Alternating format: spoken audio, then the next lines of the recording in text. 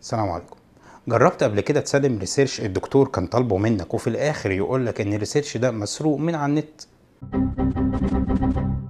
انا جربت، وعشان انت كمان ما تجربش هقولك على طريقة سحرية تقدر من خلالها تعدل على اي بحث موجود ومن غير مجهود. بس قبل ما نعرف ده لازم نعرف الدكتور عرف ازاي ان الريسيرش ده مسروق. عشان كده هنتكلم النهاردة عن موقع اسمه كوبي ليكس.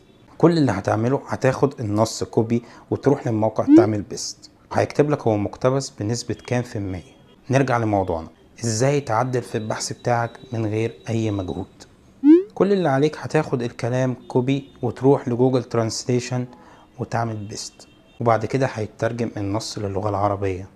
بعد كده تاخد كوبي للغة العربية اللي انت ترجمتها وتحطه تاني عشان تترجمه للغة الانجليزية، وبكده تبقى غيرت في كل النص وهتبقى